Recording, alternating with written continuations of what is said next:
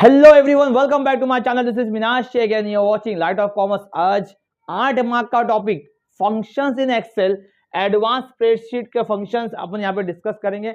इसके अंदर से 8 या तो 7 मार्क का आता है और सारे फंक्शन यहाँ पे कवर किए। बहुत शॉर्ट में लिखा है अपन ने, एग्जाम्पल लिखना रहता है, कैसा लिखना है, क्या लिखना है बताऊंगा। एग्जाम के अंदर तुमको सिर्फ ऐसा दिया जाएगा डेट फंक्शन लिखो, तो you have to write the date function का थोड़ा डेफिनेशन। डेट फंक्शन करता क्या है और एक या दो एग्जांपल, ज्यादा नहीं लिखने का बॉस, एक या दो एग्जांपल लिखने का। डेट फंक्शन का मीनिंग या तो डेफिनेशन जो लिखा हुआ वो लिखने का। डेट फंक्शन क्या होता है? डेट फंक्शन जो होता है वो प्रॉपर डेट देता है। क्या देता है? प्रॉपर डेट देता है। कौन से फॉर्मेट में? अमेरिकन फॉर्मेट में बॉस, MMDD YYYY के, मतलब पहले मंथ बाद में डेट। अभी इंडियन फॉर्मेट में क्या होता है? पहले डेट लिखते हैं अपन, फिर मंथ लिखते हैं, देन उसके बाद ईयर लिखते हैं। बट अमेरिकन फॉर्मेट में क्या होता है? पहले month, then date, then year. तो वो डेट अभी यूजर डाल रहा है डेट 2004 है, मतलब ईयर 11 मंथ है और 7 डेट है। बट इसने क्या दिया? पहले 11 दे दिया, पहले मंथ दे दिया, देन उसके बाद डेट दिया, उसके बाद ईयर दिया। तो ये ध्यान रखना, पहले वो मंथ देता है। देखो एक और एग्जांपल, 1994 है, 12 है, 25 है। अब यहाँ पे 1994 जो है ईयर है वो सबसे लास्ट में आएगा, 12 जो है वो मंथ है वो पहला आएगा, एंड 25 डेट है वो बीच में आएगा। ये फॉर्मेट है बॉस। कौन सा फॉर्मेट है? MMDD YYYY का फॉर्मेट है। ये वाले फॉर्मेट से ये लोग करते हैं बॉस। Is it clear? समझ में आ रहा मैं क्या बोल रहा हूँ? आगे डेट वैल्यू। अब डेट वैल्यू वाला फंक्शन आया तो क्या लिखना है हमने? It gives serial number for the given date. Date text means date in quotes. मतलब याद रखना, डेट वैल्यू देता क्या है? डेट वैल्यू क्या देता है? डेट वैल्यू सीरियल नंबर देता है डेट का।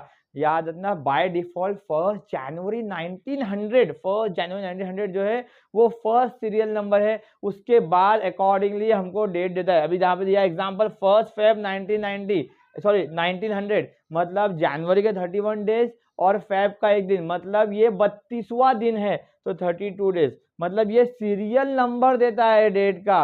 ये अगर तुम लेंगे 5 जनवरी 1900 तो ये देगा 5। तुमने दिया फेब फर्स्ट तो दिया 32, फेब सेकेंड देगा 33।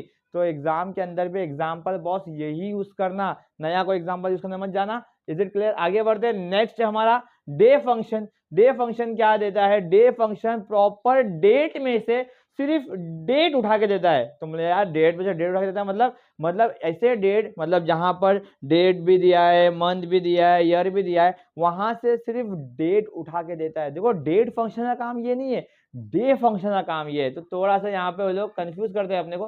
तो डे फंक्शन क्या करता है? Day function gives the day of the month. मतलब यहाँ पर जो है नंबर है ना 25 वो देगा, 12 है ना, सॉरी 12 नहीं, यहाँ पे 27 है, 12 तो मंथ है, तो 27 जो है ना वो देगा वो। मतलब यहाँ पे प्रॉपर डेट देगा, मंथ और ईयर नहीं देगा। मंथ फंक्शन क्या करेगा?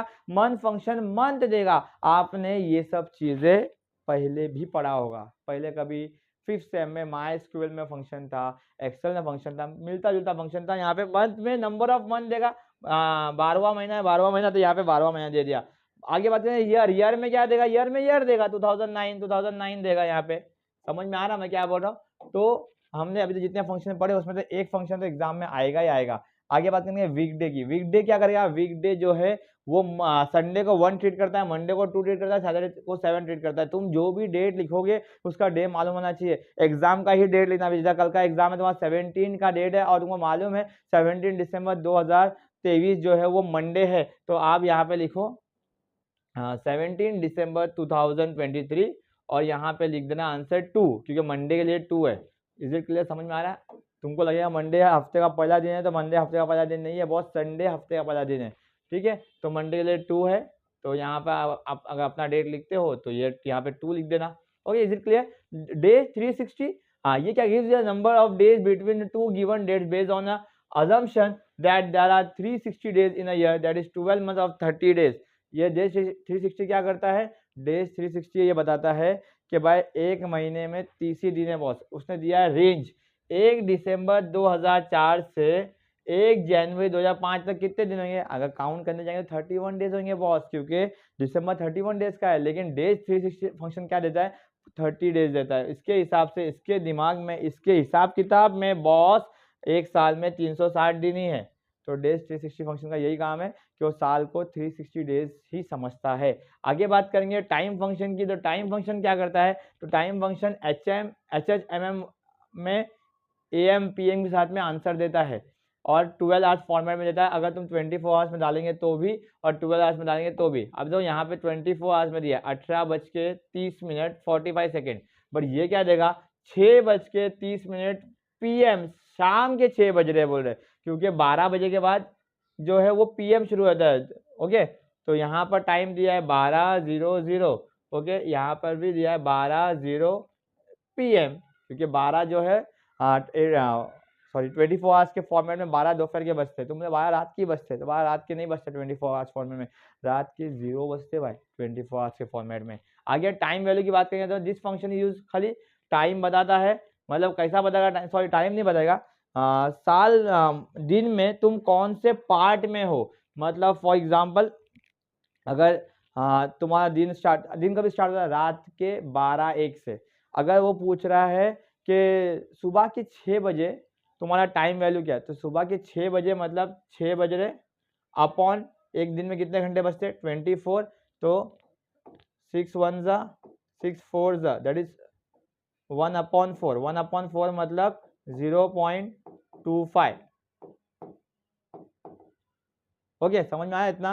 तो ऐसे उसने यहाँ पे ऑप्शन दिया शाम के 6 बजे, मतलब शाम के 6 बजे मतलब 18 आवर्स हो गए, 18 आवर्स मतलब 18/24, तो आया 0.75।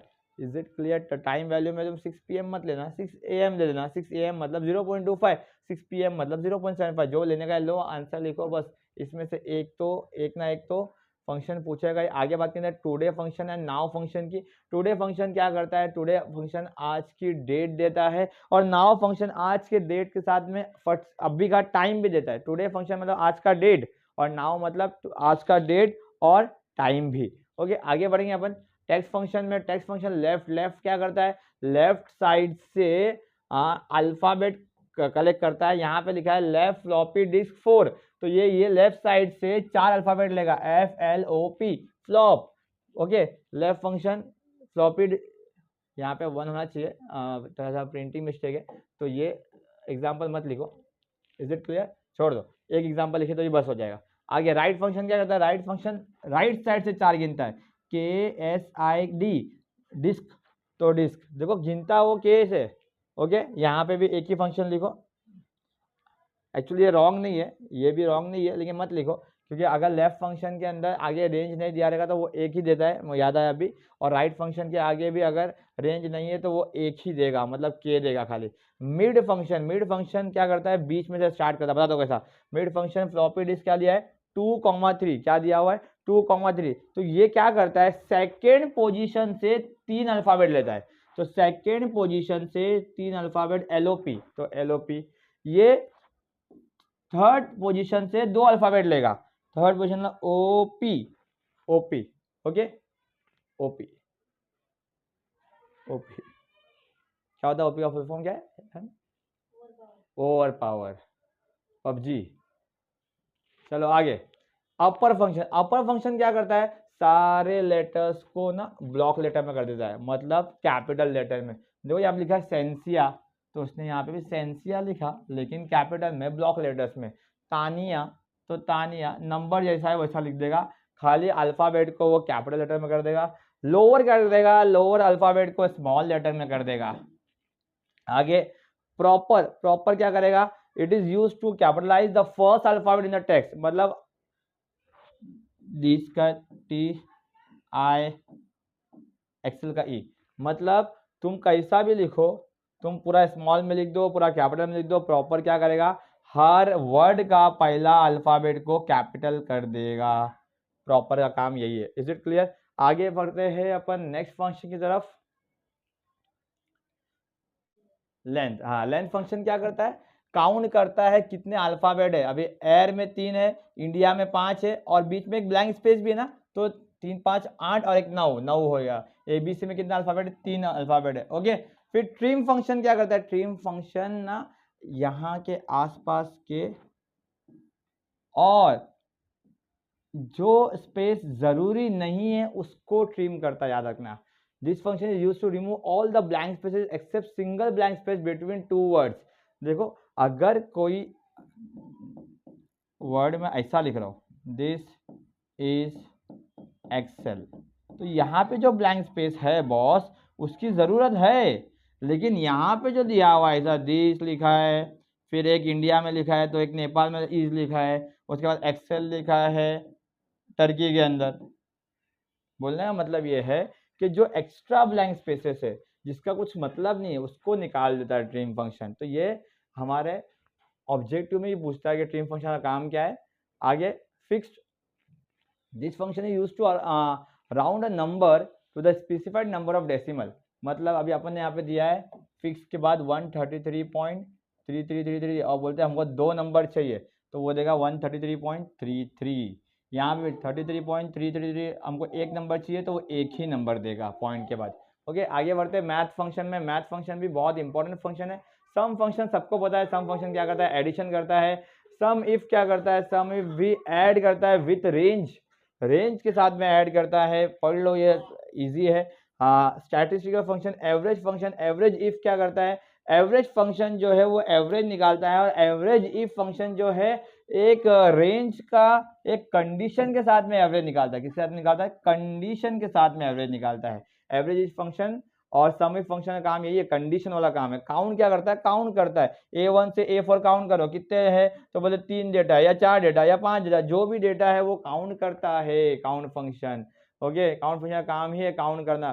Count a function, count the number of cells that are not empty if there is a text entry in the range or an argument, then it will be not give an error। ये count the number of cells that contain numbers। remember that and time is treated as number if there is a text entry not given। okay यहाँ पे क्या है, यहाँ पे वो count करेगा numbers की एंट्री को। अगर नाम है तो काउंट नहीं करेगा और दूसरा कुछ है तो काउंट नहीं करेगा, बट यहाँ पर सब कुछ काउंट करेगा। Is it clear? आगे खाली एम्प्टी नहीं होना चाहिए कोई बॉक्स बस। आगे count blank function, count blank क्या करता है, count the number of cells that are not empty if there is a text entry in the range और an as argument that it will not give an error. बोलता है कि क्या करता है count blank function, the number of cells that are not empty, नहीं यार यहाँ पे दैट आर एम्प्टी होगा, टाइपिंग में मिस्टेक क्या है, दैट आर एम्प्टी होगा, यहाँ पर टाइपिंग मिस्टेक है, that are empty. Okay count if function, count if function तो काउंट करता है विथ विथ विथ कंडीशन, कि वो बोलेगा कि इसको ही काउंट करो। अब बोलेगा A2 से A5 के बीच में A कितने हैं वो काउंट करो, तो 2 है। B2 से B5 के 2000 से ज़्यादा कितने हैं वो काउंट करो। तो काउंट इफ फंक्शन तो मैंने एक्सेल जब पढ़ा है जब बता दिया आपको। तो ये इफ वाले फंक्शन से एक फंक्शन आता है। ओके देन लार्ज है, स्मॉल है, कोरल है, लॉजिकल फंक्शन है, एंड वाला, और वाला फंक्शन है। मतलब ये 6 फंक्शन बचे, ये भी पढ़ लो, बहुत आसान फंक्शन है। इसका भी मैं PDF आपको दे दूंगा। खाली PDF में ये ध्यान देना ये नॉट नहीं आना चाहिए, यहाँ पे RMT आना चाहिए। बाकी मैं वो चेंज नहीं कर पाऊंगा, आपको यहाँ पे वीडियो के डिस्क्रिप्शन में डाल दूंगा वो चीज़ को। तो उम्मीद करता हूँ कि ये वीडियो भी समझ में आया। अब एक लास्ट वीडियो आएगा बॉस सिर्फ ऑब्जेक्टिव का, तो ऑब्जेक्टिव का वीडियो के लिए तैयार रहना। और बाकी जो बच जाता है एक्सेल के अंदर, फिल्टर वगैरह काफ़ी आसान है, पाई चार्ट आसान है। क्यों आसान है? क्योंकि खाली स्टेप्स बाय हार्ट करने हैं, बहुत स्टेप बाय हार्ट कर लो, याद कर लो। एक्सेल सीखने मत जाओ, कल का पेपर देने का है तो खाली स्टेप्स को याद कर लो, क्लिक ऐड ये, क्लिक ऐड वो, याद कर लो, सब कुछ हो जाएगा। Okay thank you so much, मिलते हैं नेक्स्ट वीडियो में।